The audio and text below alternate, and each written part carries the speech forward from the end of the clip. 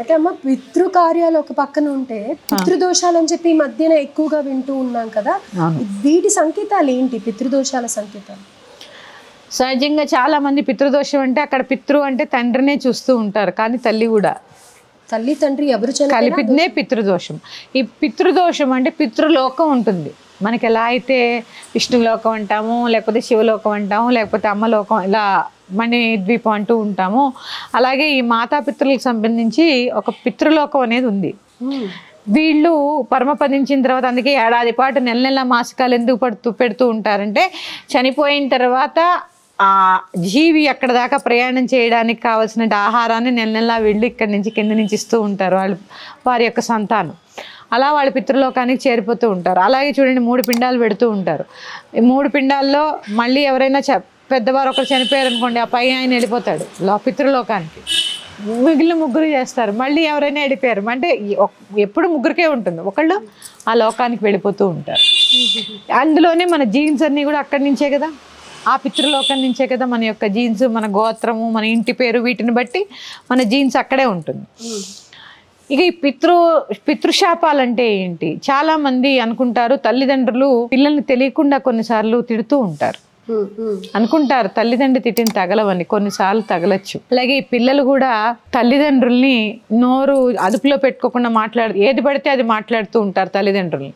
అది కూడా పితృదోషంలోకి పరిగణిస్తుంది. తల్లి తండ్రి నిస్సహాయత స్థితిలో ఉన్నప్పుడు, లేకపోతే వీళ్ళు పిల్లలుగా రెస్పాన్సిబిలిటీస్ తీసుకున్నప్పుడు కూడా ఇలాంటి దోషాలు కలుగుతాయి అని అంటే. ఎందుకంటే ఇప్పుడు చూడండి, తండ్రిని పిల్లాడు నాకేం సంపాదించి ఇచ్చావు నువ్వు అని అడిగాడు అనుకోండి, నీ అసలు నీకు శరీరం రావడానికి కారణమే ఆయన. ఇట్లా కొన్ని మాటలు ఈ పిల్లలు కూడా మాట్లాడుతూ ఉంటారు. ఇవన్నీ కూడా కొన్ని దోషాల కింద పరిగణిస్తారు. మాటలు కూడా దోషాల కిందకి వస్తాయమ్మా. అందుకే ఏదో కోపంలో మామూలుగా అంటూ ఉంటారు, అలా అనుకుంటూ ఉంటారు అంటే. అందుకే అమ్మా ఎప్పుడు కూడా కోపంలో మనం అనేస్తాం, అప్పటికప్పుడు మర్చిపోతాం. కానీ ఏదైనా శబ్దం ఒకసారి ప్రకృతిలోకి వదిలేసిన తర్వాత కొన్ని రోజుల పాటు ఉంటుంది కదమ్మా. అందుకని మాట్లాడేటప్పుడే కొంచెం జాగ్రత్తగా మాట్లాడితే మంచిది. అలా కాక పూర్వీకులు ఎవరైనా గోవుని ఎక్కువ హింసిస్తూ ఉన్నా, తల్లిదండ్రుల్ని కొడుతూ ఉన్నా, మాటలతో హింసిస్తూ ఉన్నా, ఇలాంటివన్నీ కూడా పితృదోషాలకి. స్త్రీ శాపం కూడా విన్నానమ్మా. అంటే భార్యని సరిగ్గా చూసుకోకపోవడం, లేకపోతే అత్తగారుగా ఉండే కోడల్ని సరిగ్గా చూసుకోకపోవడం, అత్తగారిని సరిగ్గా, ఇవి కూడా స్త్రీ శాపం కింద.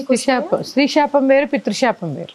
మళ్ళీ ఇందులో కూడా 2 రకాలు. పితృశాపం కూడా ఇప్పుడు ఈ మహాలయ అమావాస్యల్లో పెట్టాలా? లేదా పితృపక్షాల్లో నేను చెప్పేది పితృదేవతల గురించి మాత్రమే, తల్లిదండ్రుల గురించి మాత్రమే. తల్లిదండ్రులు, తాత, ముత్తాత ఇంతవరకే ఉంటుంది.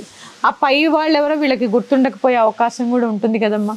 ఇప్పుడు కొన్ని ఇళ్లలో ఏమవుతుందంటే తల్లిదండ్రి ఉన్న ఒక 6 మంది సంతానం అంటే అందులో ఒకరో ఇద్దరో ఏదో కాలం చేసేసి ఉంటారు అనుకోండి, మరి వాళ్ళకు కూడా ఇలాంటి టైంలో పెట్టాలా, లేకపోతే ఓన్లీ ఫాదర్ మదర్ ఇలా గ్రాండ్ ఫాదర్స్ వాళ్ళకి పెట్టాలా? లేదు, వాళ్ళ పిల్లలు ఎవరైనా ఉంటే పెట్టచ్చు, లేదా అన్నదమ్ములో ఎవరో పెడతారమ్మా. వీరు కూడా చనిపోయి ఆ పితృలోకానికే కదా వెళ్ళేది. వీరు కూడా చనిపోయి ఆ జీవి ఎక్కడికి వెళ్తాడు అంటే ఆ పితృలోకానికే. అందుకని పెట్టాలమ్మా, పెట్టాలి. ఇలా చూసుకొని, ఇలా అంటే స్త్రీ శాపం వేరు, పితృశాపం వేరు. ఈ పితృదోషాలతో చాలా ఇబ్బందులు పడుతూ ఉంటారు. సంతానం లేకపోవడం, అలాగే పుట్టినటువంటి సంతానం వృద్ధిలోకి రాకపోవడం, వివాహాలు అవ్వకపోవడం, కోర్టు కేసులు, రుణబాధలు, లేకపోతే పిల్లలు పీక్కు తినేస్తూ ఉంటారు, మనశ్శాంతి ఉండదు. ఇలాంటి కొన్ని చాలా బాధపడుతూ ఉంటారు పితృదోషం ఉన్నవాళ్ళు. ఇవి అందరికీ ఉంటాయా? అందరికీ ఉండవమ్మా. జాతక పరిశీలన చేసుకోవాలి. ఇప్పుడు కొన్ని రాసుల వాళ్ళు బై డిఫాల్ట్ వాళ్ళకి ఉంటాయి పితృదోషాలు అని అనేసి చెప్తూ ఉంటారు కదా. నేను ఇంతవరకు ఇక్కడ వినలేదమ్మా అదంతా. Right, okay. ఎందుకంటే మా పూర్వీకులు పితృదోషం ఉంది అని ఎలా చెప్పేవారంటే, జన్మజాతకం చూసి వీరికి పితృదోషం ఉంది అని జాతకం చూసి చెప్పేవారు. పర్సనల్ హారోస్కోప్ చూస్తేనే దాంట్లో రిఫ్లెక్ట్ అవుతూనే ఉన్నట్టు అది మేము పాటించింది అయితే అదే, అంతే తప్ప ఖచ్చితంగా ఈ రాసులకు ఉంటుంది అని అయితే మరి నేను ఇంతవరకు ఎప్పుడు వినలేదు. నేను విన్నంత వరకు నా పరిధిలో అయితే మరి నాకు తెలియదు. ఈ పితృదోషం ఉన్న వాళ్ళు మాత్రం ఈ 15 రోజుల కాలాన్ని వినియోగించుకోండి.